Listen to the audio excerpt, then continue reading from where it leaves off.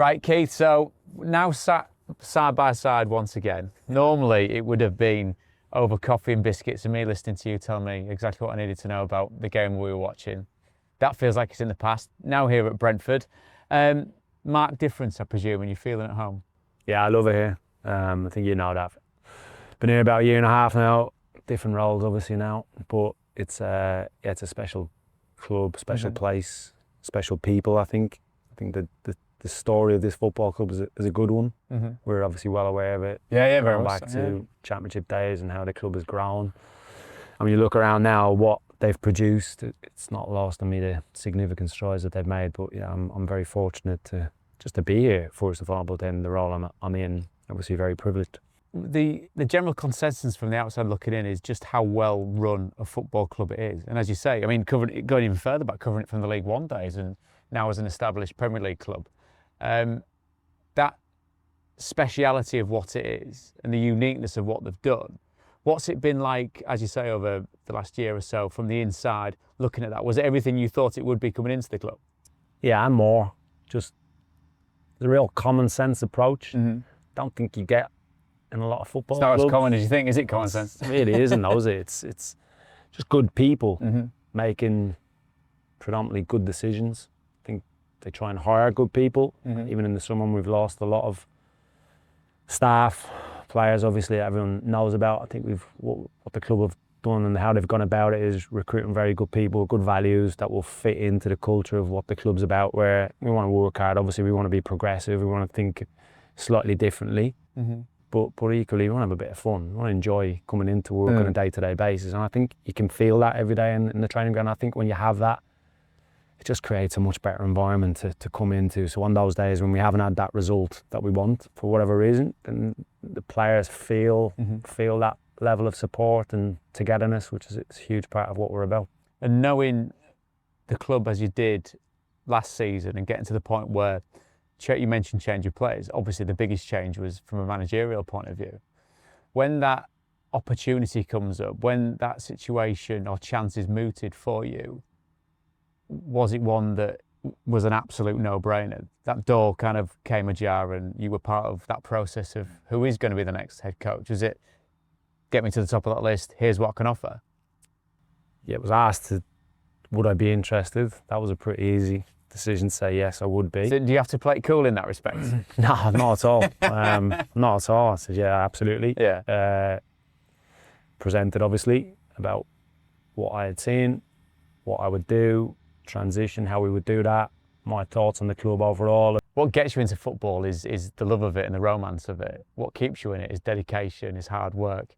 Yeah, you're right, and you need to step back sometimes and look at it. But there has been certain times over the last few months when I'm walking my dog and I'm kind of going, wow, yeah, I'm a Premier League manager. That's a bit mad, isn't it? and it is. But yeah, I love it. I love every day coming in here. I walked down the stairs the other day and it was a disjointed international break. And I just remember walking down the stairs from my office, going downstairs. I was like, I love this place. It's just an unbelievable place to be, and the levels that we're at and how we prepare and what we're doing, and it's not lost on me. Speaking about walking your dog, can you just walk me up here for a bit to give me my day of exercise? I'm my portion of my exercise for the day. It's because I mean it's a glorious place to, as you say, work and the environment that you're in. And a key thing that you said there about working in the media, because it's not lost on me watching you as a professional as you are now. I mean, not story, but I played against you in the youth team. So that's late 90s, we're talking Wolves, Forest. And then you see someone's career progress and you see them go and do whatever they've done. And then we start working in this side of it, which has just been a pure joy. And you were always a big part of that. You had your own definitive style, your own way of approaching it. Not saying you were super serious all the time, because you're obviously getting for laugh and you have to be weird because I'm not very good at asking you questions. But have you felt that part of your career, and whether it's boxed off for now or boxed off entirely, has that helped you with what you're doing now? Yeah, I think so. I was always very understanding of the importance of it, being comfortable in front of a camera. Yeah. And just communicating, like even when you start your coaching journey, when we've been in a dressing room and we're on the side of a pitch, or we're in the dressing room and we're a player, the way you communicate, it's very different. Yeah. And then when you start your coaching journey, your communication skills take you out of your comfort zone. I think the more that you can learn to develop that and how you do it, and especially now where I've learned this more in the last few years, we've got so many different nationalities. English isn't the first language. So how concise and clear your communication and simplify the message. Absolutely. Yeah. Yeah, and I think most coaches, in my experience, will start with sessions that are very complicated and you try and cover every base. Whereas the simpler and more concise it is, the players have to understand it. And the evidence is always when they get on the grass, if they've done that. If they don't get that consistently, you're the one that's going to be in trouble. And I mean, Alex Neil said a very fascinating thing when he said, because he turned manager at a very young age, didn't he, Alex?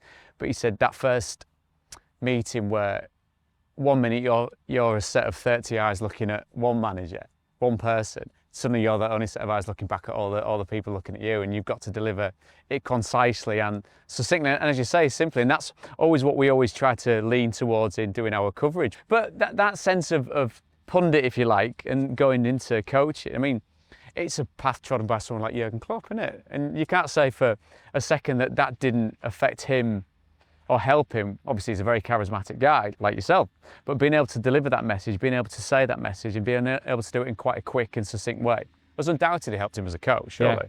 Yeah, definitely. Well, the amount of times you would have glared at me when there was a break coming, for instance, and it's like, wind it up. So I think less is more. Yeah. I think sometimes even in training sessions, you think you might want to get 4 or 5 things through in terms of what we want to do, how we want to hurt the opposition.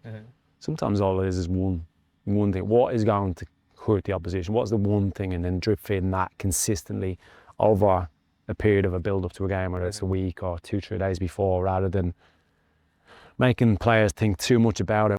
So given the fact, Keith, that everyone's an expert now and we all analyse football matches and we're all understanding to a certain degree of what potentially goes into a Premier League game, I mean, whether you have the time to watch Monday Night Football, I'm sure you do, but if you see that and Kara's there absolutely going into what he's seen over the course of the weekend, breaking it down, lots of thought, obviously lots of rehearsal, lots of opinion goes into how that is put towards people watching it on telly.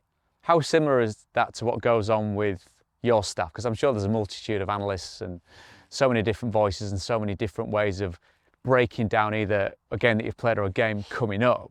For us lay people, as TV people, is there a gap between the two, or is it very similar?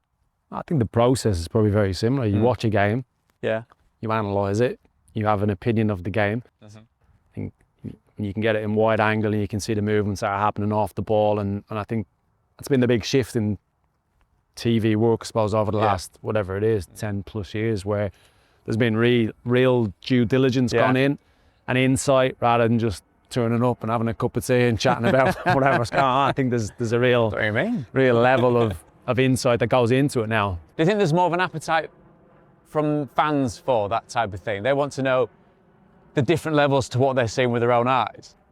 Yeah, I think that's been the biggest shift, isn't it? And obviously Monday Night Football was probably one of the first shows that really highlighted that and took the time to scrutinise a press, a build, why a team are setting up in a certain way, what flaws they have. And I think it was revolutionary, really, when they had a big impact in the way I went into TV work. So yeah, I think the process is very similar in terms of analysing the game, looking at it and then picking out the clips and putting it in that process. It's very similar to what we would do with the players in terms of our game plan. And again, just simplifying it, really. Another former colleague of ours, Liam Rosenior, has done really quite well as well. You've got 2 managers there managing in top divisions around Europe. And you always got on really, really well, and it was always fascinating to listen. It was like listening to 2 grown-ups talk about the game as I just kind of took it all in. Did you see where he was going? Would he have seen where you were going at the same time, do you reckon? Was it something that you discussed openly? Yeah, it's because coaching a lot and beliefs on it and thoughts on the game in general. Obviously, we'd turn up and do a game together and we'd always look at it and those respective teams. But I think Liam's done great, obviously. I could definitely see it with Liam that was his direction of travel for sure. And he obviously left before me and he's done really well. But yeah, I enjoyed Liam's company when we used to I would always look at the guest sheet and who I was with and knew what levels of conversations I would get. And just the other end of the spectrum, we're both in complete agreement that we're not going to see Clinton Morrison in charge of a top-level football club in Europe anytime soon. That's not for me to say, really. Sorry, that's a cheap shot, mate. Not for me to say. I'm a big fan of Clinton. And given what that side of it is, because I've been able to cover your games so far this season, in and around the media parts of it, the interview room, there's a lot of familiar faces for you, isn't there? Has that helped in these kind of opening few months? Yes and no, probably. I think most people are pretty genuine, aren't they? You know, and they go and watch games and they cover games. Like, do it because you love the game, really. And you want to be still in the game. So, yeah, it's been slightly surreal seeing a lot of people in the press rooms or around the pitch that obviously I know their faces or I know them pretty well. Yeah. So yeah, that's probably been a slightly surreal.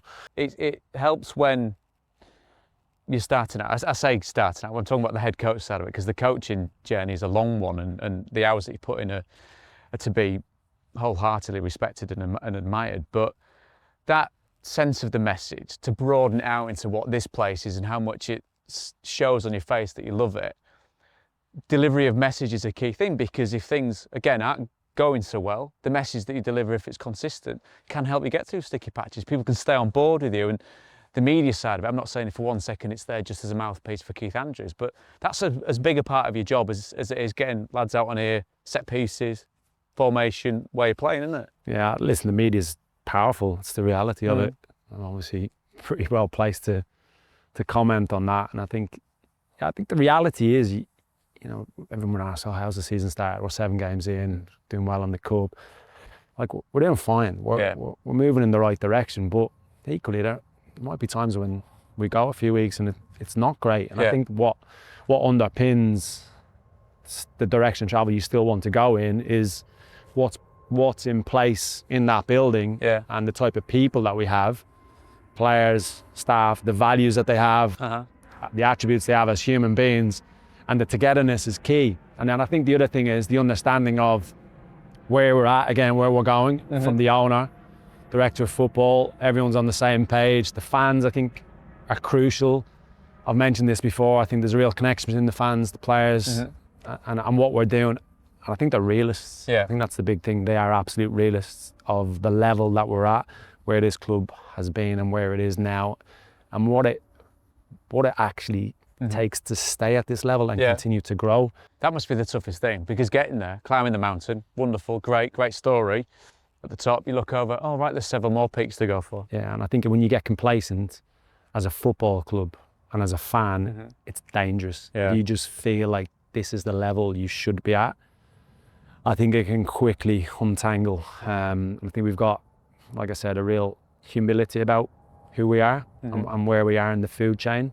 But that doesn't mean we can't continue to strive and develop and grow and just look in a slightly different direction. Again, it's like I've taken over from such a successful manager, and again, that's not lost to me. And I certainly wasn't going to make it about me and my ego and the way I want the game to be played. It needed to suit what's already been and how we can just continue to improve things. So on the Keith Andrews career plan, 45 years old, are you where you pictured you'd be?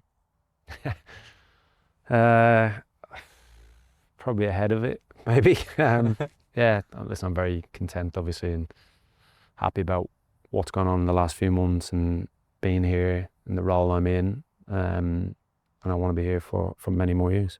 It's a pleasure, mate. It's a real pleasure to see what you're doing, and we know how tough it is, and we've always got your back. Thank you, mate. Appreciate it. Thanks, pal. Mate. Cheers, pal.